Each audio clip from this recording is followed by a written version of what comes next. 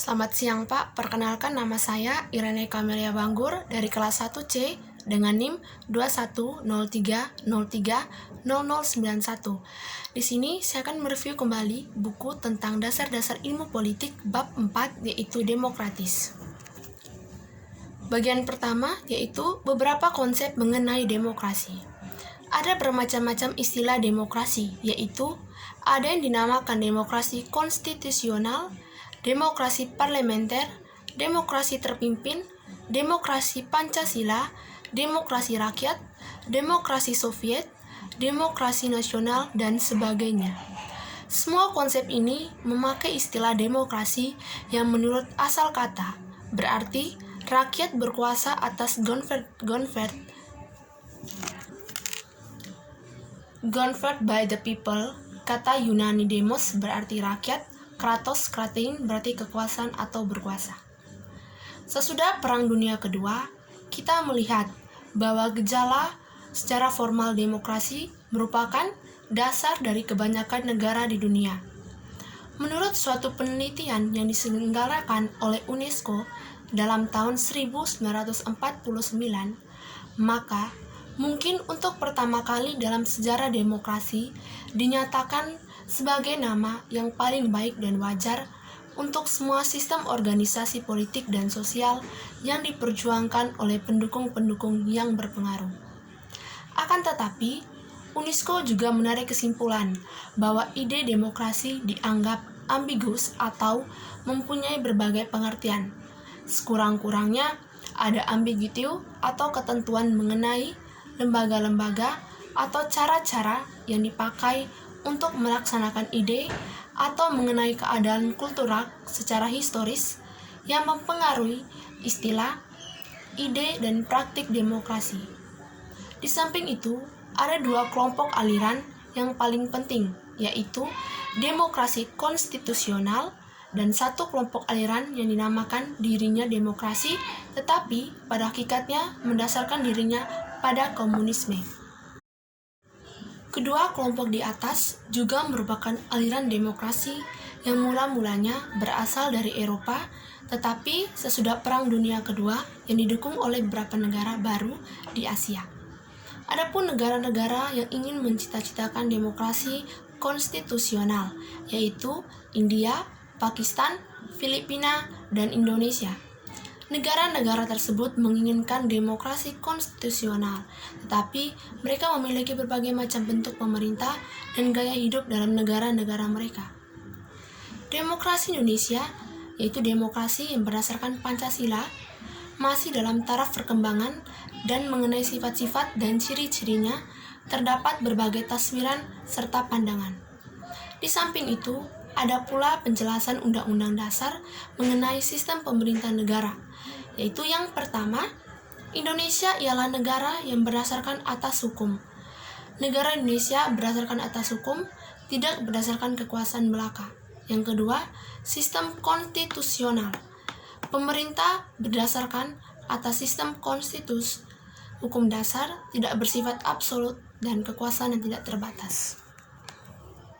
Berdasarkan kedua istilah di atas, yaitu Rechtsstaat dan sistem konstitusi, maka jelaslah sudah bahwa demokrasi yang menjadi dasar dari Undang-Undang Dasar 1945 belum diamandemen, ialah demokrasi konstitusional.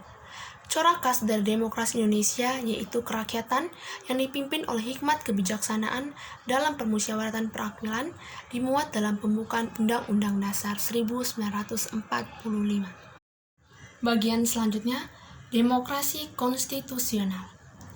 Ciri khas dari demokrasi konstitusional ialah gagasan bahwa pemerintah yang demokratis adalah pemerintah yang terbatas kekuasaannya dan tidak dibenarkan bertindak sewenang-wenang terhadap warga negaranya. Pembatasan-pembatasan atas kekuasaan pemerintah tercantum ke dalam konstitusi, maka dari itu seringkali disebut pemerintah berdasarkan konstitusi.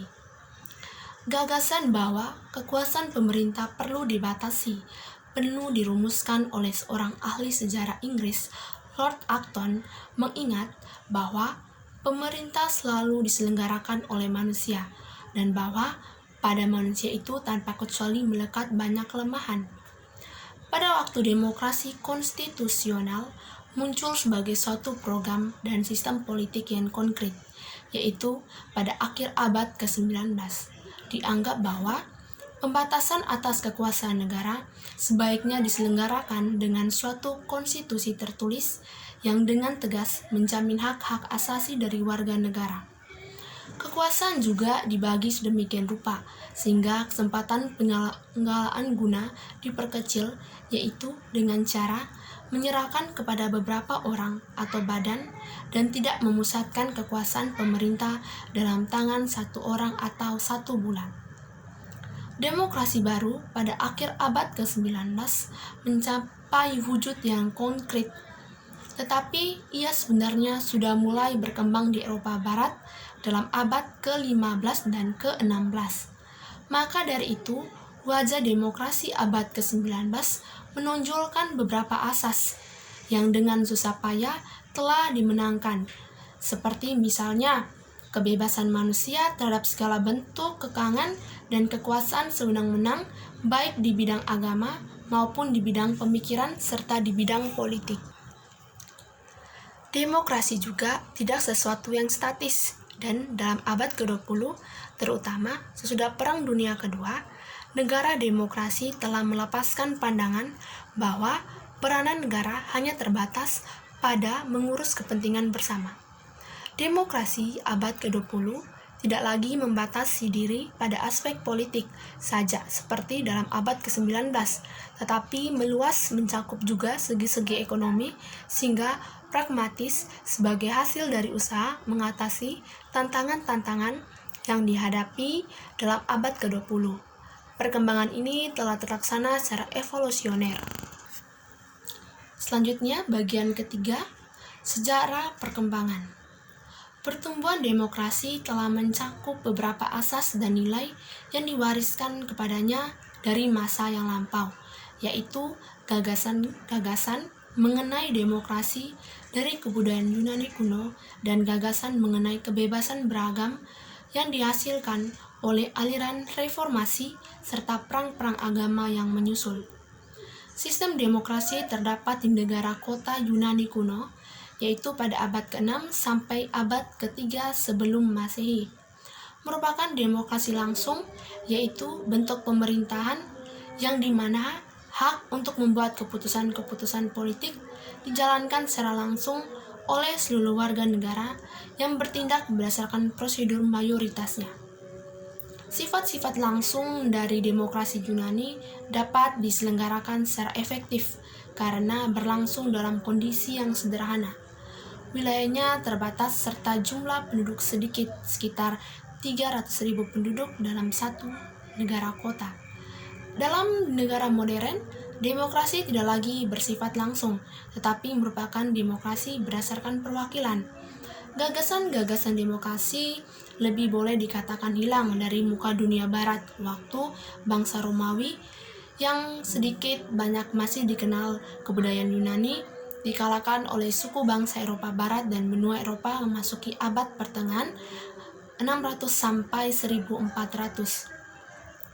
Masyarakat abad pertengahan dicirikan oleh struktur sosial yang feodal, yang kehidupan sosial serta spiritualitasnya dikuasai oleh paus dan pejabat-pejabat agama lainnya, yang kehidupan politiknya ditandai oleh perebutan-perebutan kekuasaan antara para bangsawan satu sama lainnya.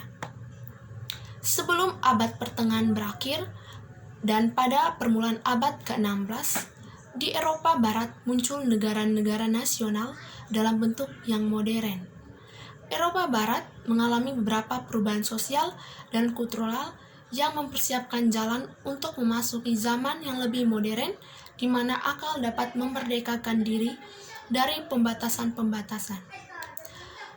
Kedua kejadian inilah Renaissance yang terutama berpengaruh di Eropa Selatan seperti Italia, dan reformasi yang mendapat banyak pengikutannya di Eropa Utara seperti Jerman dan Swiss.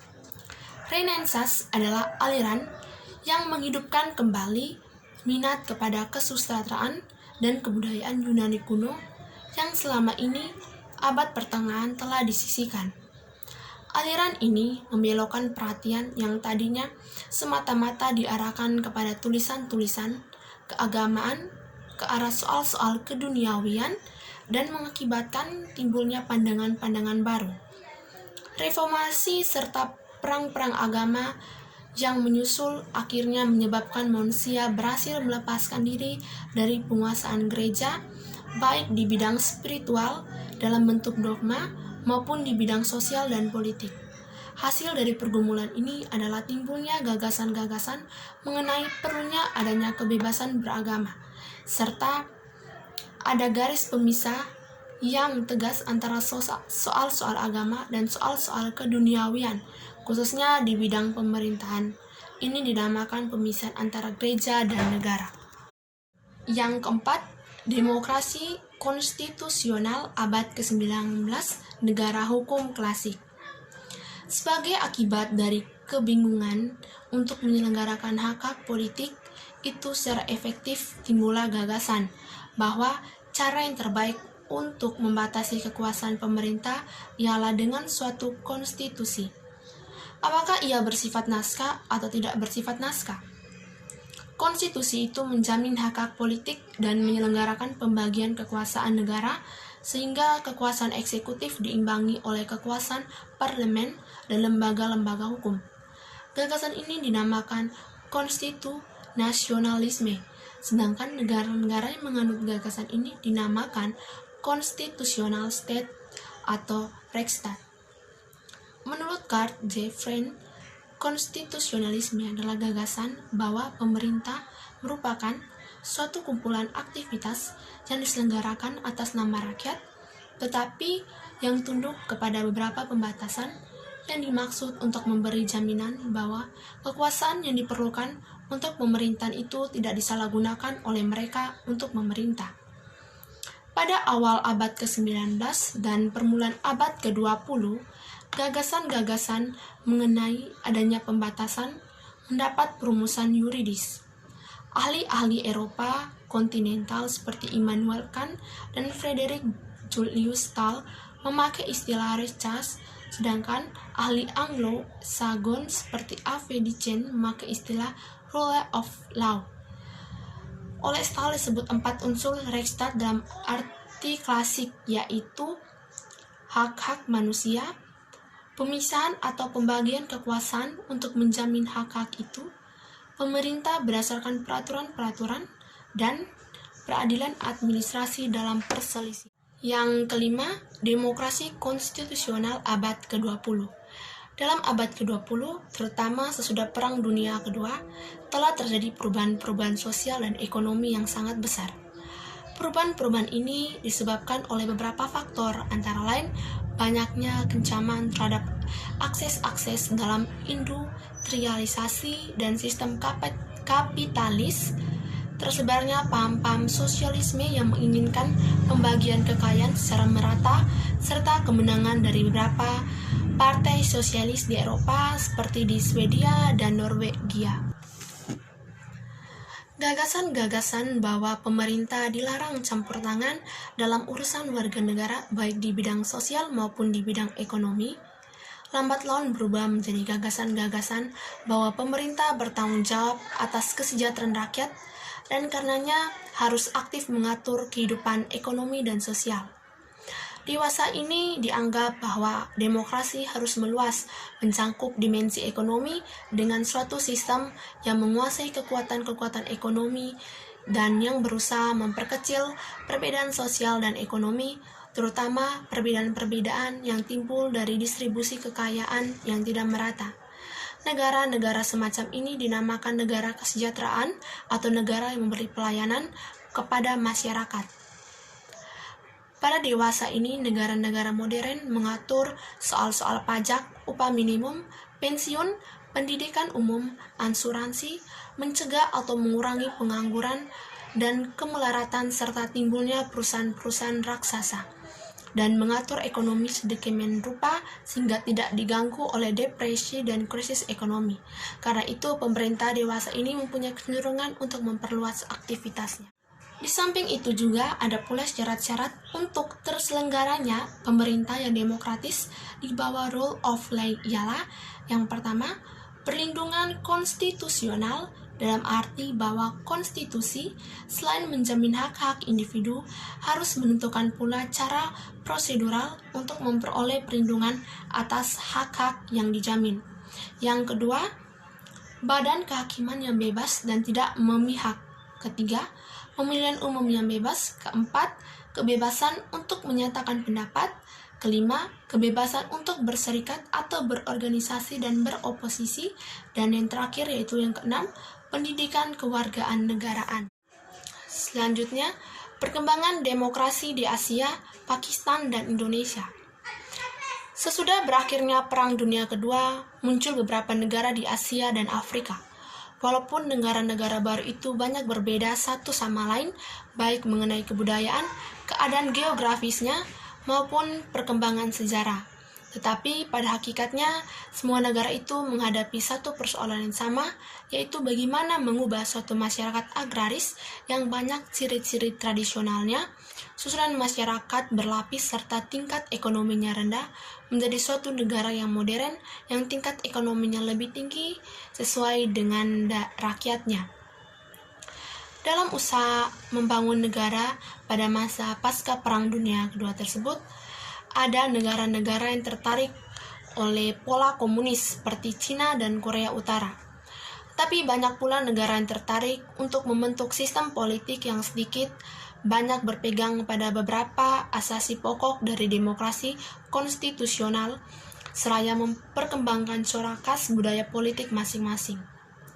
Perkembangan yang beraneka corak ini telah memperbanyak variasi dari demokrasi konstitusional, tapi tidak dapat disangka bahwa usaha modernisasi dari demokrasi konstitusional seraya memperkembangkan corak khas dalam beberapa negara mengalami kesulitan oleh karena tidak adanya beberapa faktor dalam dunia barat telah sangat membantu pembangunan demokrasi sampai tercapai taraf sekarang ini. Faktor-faktor ini antara lain persentase buta huruf yang rendah, keadaan ekonomi yang mencukupi, adanya homogenitas sosial, kelas menengah yang kuat, serta masa damai yang cukup lama. Penjelasan yang berikutnya itu ya Pakistan. Ketika lahir pada tahun 1947, Pakistan terdiri dari atas dua bagian, Pakistan Barat dan Pakistan Timur, yang satu sama lain terkait karena persamaan agama, yaitu agama Islam. Tetapi kedua bagian terpisah secara geografis oleh wilayah India sepanjang 1.600 km dan juga berbeda dalam hal kebudayaan, bahasa, tingkat pendidikan, dan sebagainya. Pakistan Timur dalam bahasa dan kebudayaannya berorientasi kepada Bengal, sedangkan Pakistan Barat kepada Punjab. Pakistan Timur lebih banyak penduduknya, tetapi mayoritasnya pegawai negeri. Sementara itu, banyak perwira angkatan darat berasal dari Pakistan Barat. Selain itu, Pakistan Barat lebih pesat kemajuan ekonominya, sehingga Pakistan Timur merasa dinaktirkan di semua bidang. Yang berikutnya adalah Indonesia. Perkembangan demokrasi Indonesia telah mengalami pasang surut. Selama 25 tahun berdirinya Republik Indonesia, ternyata masalah pokok yang kita hadapi ialah bagaimana dalam masyarakat yang beraneka ragam pola budayanya mempertinggi tingkat kehidupan ekonomi di samping membina suatu kehidupan sosial dan politik yang demokratis. Pada pokoknya, masalah itu berkisar pada penyusunan atau suatu sistem politik di mana kepemimpinan cukup kuat untuk melaksanakan pembangunan ekonomi serta nation building dengan partisipasi rakyat seraya menghindarkan timbulnya diktator, apakah diktator itu bersifat perorangan, partai, ataupun militer. Dipandang dari sudut perkembangan demokrasi sejarah Indonesia dapat dibagi dalam 4 masa, yaitu masa Republik Indonesia pertama tahun 1945 sampai 1959, yaitu masa demokrasi konstitusional yang menonjolkan peranan parlemen serta partai-partai, dan yang karena itu dapat dinamakan demokrasi parlementer. Yang kedua, masa Republik Indonesia kedua pada tahun 1959 sampai 1965, yaitu masa demokrasi terpimpin yang dalam banyak aspek telah menyimpang dari demokrasi konstitusional yang secara formal merupakan landasannya dan menunjukkan beberapa aspek demokrasi rakyat.